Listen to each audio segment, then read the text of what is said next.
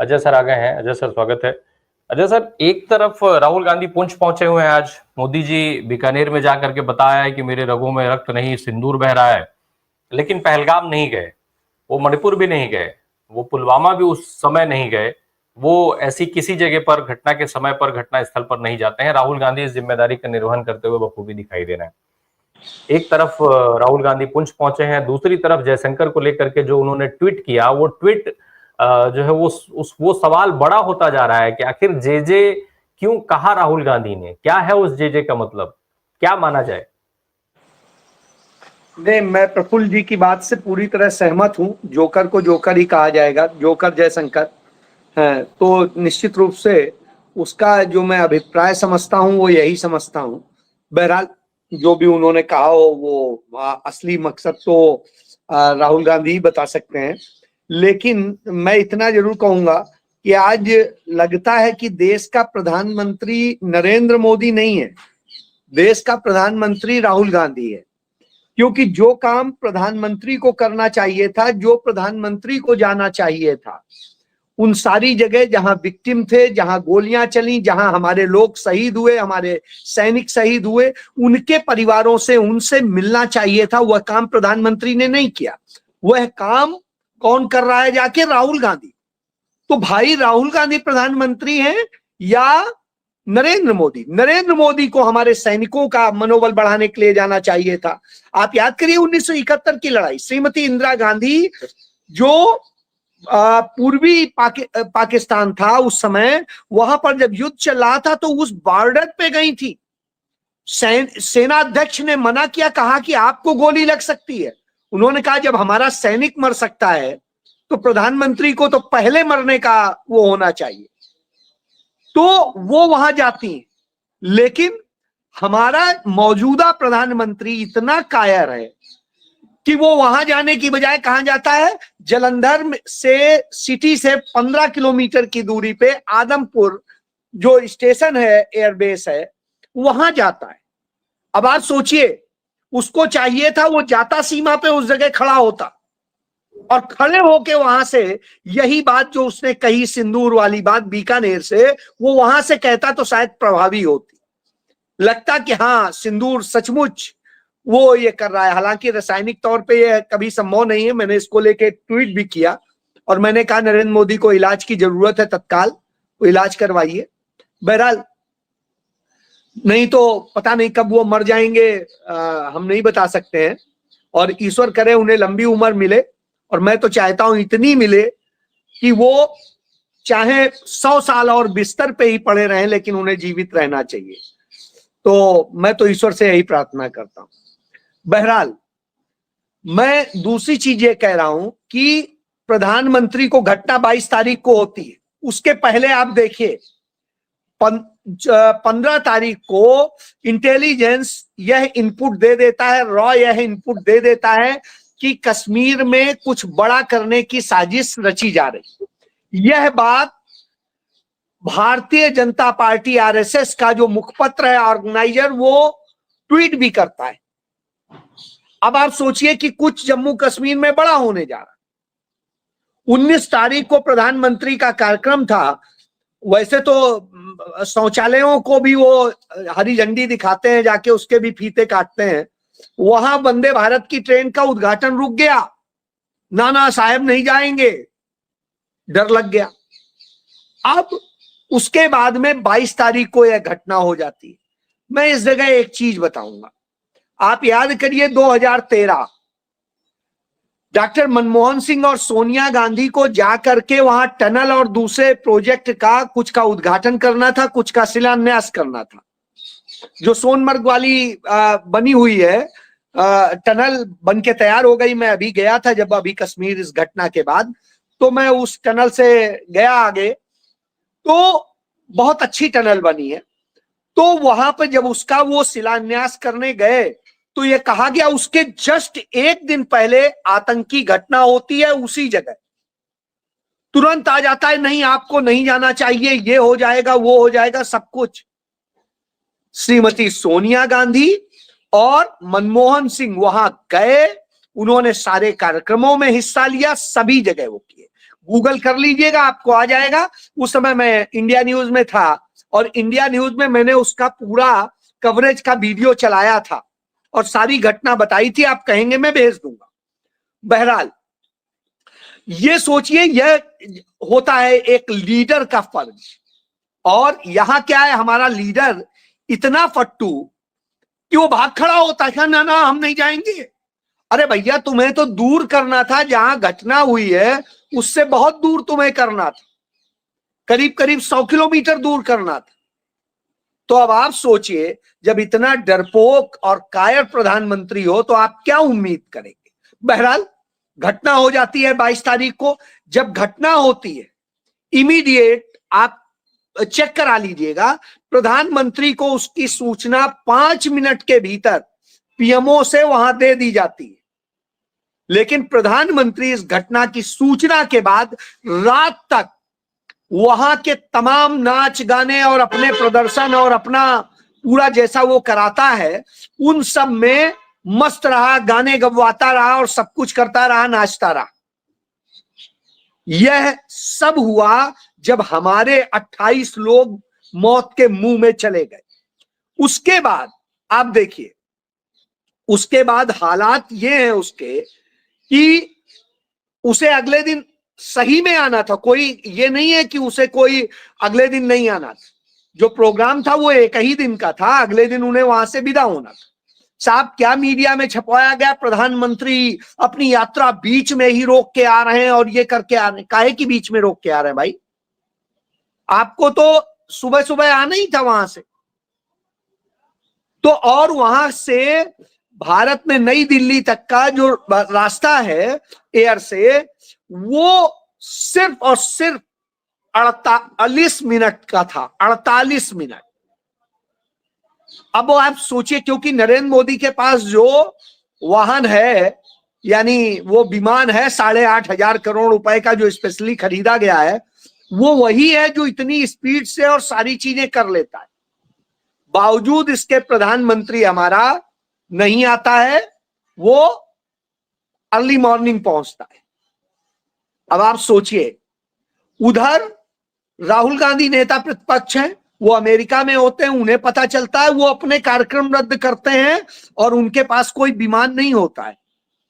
वो प्राइवेट उससे जैसे टिकट लेके आना होता है वैसे ही तुरंत आए और आते ही दिल्ली में उतरते ही वो ये नहीं गए कि वो आराम करें, वो तुरंत CWC की मीटिंग में गए और इस घटना को लेकर के तत्काल सरकार और सेना का साथ देने का फैसला लिया गया और कहा गया कि जो भी कड़े से कड़ा एक्शन सरकार ले, सेना ले, हम उसके साथ खड़े, कोई सवाल नहीं। आप बताइए, इतना सपोर्ट न 1947 में मिला था, न 1962 में मिला था, न 1965 में मिला था, न 1971 में मिला। तो आप देखिए, इतना बड़ा आपको सपोर्ट मिल रहा था।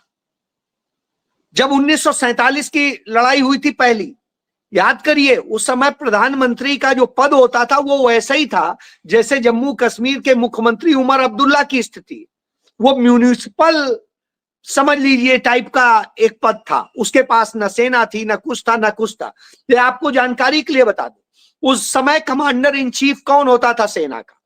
Lord Mountbatten. वही पाकिस्तान का भी कमांडर इन चीफ था और वही भारत का भी कमांडर इन चीफ था। उसके बाद में जो फील्ड मार्शल था, वो फील्ड मार्शल भारत का भी फील्ड मार्शल था और पाकिस्तान की भी सेना का फील्ड मार्शल था। और दोनों के जो सेना अध्यक्ष थे वो दोनों अंग्रेज थे और दोनों रात को साथ में ही दारू पीते थे। अब आप सोचिए, तब हम युद्ध लड़ रहे थे और उस युद्ध में क्या कहते हैं लोग, पीओके ये हो गया, क्यों नहीं ये लिया, अक्साई चीन ये है और वो है। इन मूर्खों से पूछो कि 22 तारीख को, 22 अक्टूबर 1947 को पाकिस्तान की जो सेना और कबीलियाई पश्तून ये सब मिल करके जो घुस आए थे, उन्होंने श्रीलंका, वो श्रीनगर तक कब्जा कर लिया था। राजा भाग खड़ा हुआ, भाग करके दिल्ली आया और दिल्ली आके कहता है, वो पाकिस्तान से साइन भी कर चुका था, पहले ही कर चुका था। अब आप सोचिए, तब आता है कहता है नहीं अब हमें बचा लो। तो यही कहा जाता है भैया आप क्या बचा ले, तुम तो पहले ही उनके साथ जा चुके हो। तब कहता है नहीं नहीं हम इसको, तो ये होता है कि नहीं पहले तुम हमारे साथ समझौता करो तब हम भेजेंगे कोई, नहीं तो पाकिस्तान कहेगा हमारे यहां जबरदस्ती घुस रहे हैं। भाई वो साइन करता है लेकिन तब भी शर्तें रखता है, वही शर्तें अनुच्छेद 370 है और वही जो है 35A थी। तो अब आप समझिए उस समय उन समझौतों के साथ में वो एग्री होता है। 26 तारीख की रात को लॉर्ड माउंटबेटन उस पर मंजूरी देते हैं। तब 27 तारीख की सुबह हमारी सेनाएं वहां पहुंचती हैं। हमारी सेनाएं उस समय ना तो बहुत संसाधन था और पहाड़ों पर लड़ने की अभ्यस्त नहीं थी। तब नेहरू जी ने मदद ली शेख अब्दुल्ला की, और शेख अब्दुल्ला ने उस समय वहां की लड़कियों को, तमाम सिख मुस्लिम और दूसरे हिंदू जो पंडित थे उन सब की लड़कियों पुरुषों युवाओं सबको जोड़ करके एक सेना बनाई। उस सेना की पंडित नेहरू ने सलामी भी ली थी और तब कहीं लड़ाई लड़ी। और जो ये गधे कहते हैं इनको यह भी बता दीजिए कि 2 दिन 4 दिन लड़ाई नहीं चली थी, 1 साल 3 महीने लड़ाई चली थी। 22 अक्टूबर को शुरू हुई थी, जो हमने लड़ना शुरू किया 27 अक्टूबर से, 27 अक्टूबर 1947 से 31 दिसंबर 1948 तक लड़ाई चली। 1 जनवरी 1949 को सीज फायर हुआ था। तो जो लोग ये कहते हैं ना कि हमारी सेना ये कर लेती वो कर लेती, कुछ न कर लेती, क्योंकि हमारे पास न वो संसाधन थे, न वो स्थितियां थी, न हमारी सरकार को वो अख्तियार थे, और राजा का आदेश चलता था। राजा जहां तक कहेगा वहीं तक जाएंगे, राजा के अधीन आप लड़ रहे थे। तो इसलिए इन लोगों को बता दीजिए कि साहब झूठ बोलना बंद कीजिए। तो हमारा प्रधानमंत्री आता है, क्या करता है, आ करके बिहार चुनाव प्रचार करने चला जाता है।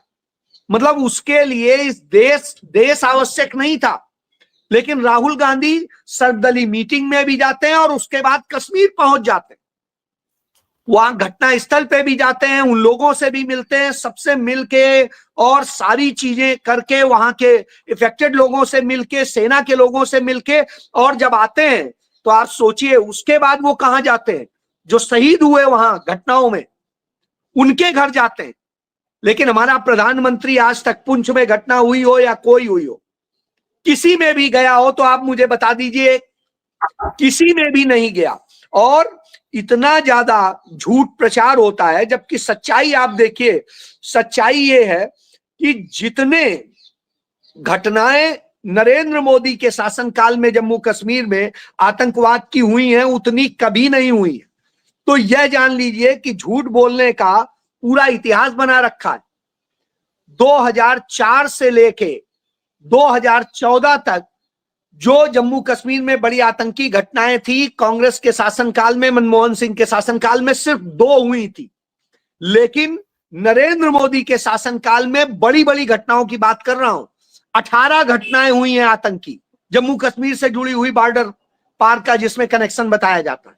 क्या कर रहे हैं ये, हर बार ड्रामा कि हाँ हम सर्जिकल स्ट्राइक कर रहे हैं, हम ये कर रहे हैं, हम वो कर रहे हैं। हमारी सेना की उन्होंने बेइज्जती करा दी है।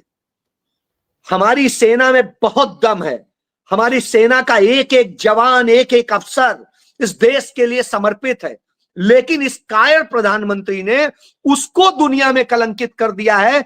आज पाकिस्तान जश्न मना रहा है जीत का, यानी हमारी सेना क्या हारी है? नहीं। लेकिन हमारा प्रधानमंत्री एक ट्वीट करके भी उसके राष्ट्र के संदेश को कंडेम नहीं कर रहा है। उसने घोषित कर दिया 10 मई का दिन कि हम विजय दिवस के तौर पे मनाएंगे, और हमारे प्रधानमंत्री की औकात नहीं है कि एक शब्द ये कह दे कि नहीं आप झूठ बोल रहे हो, आप कहां जीते हो। उसने अपने सेना अध्यक्ष को प्रमोट करके फील्ड मार्शल बना दिया।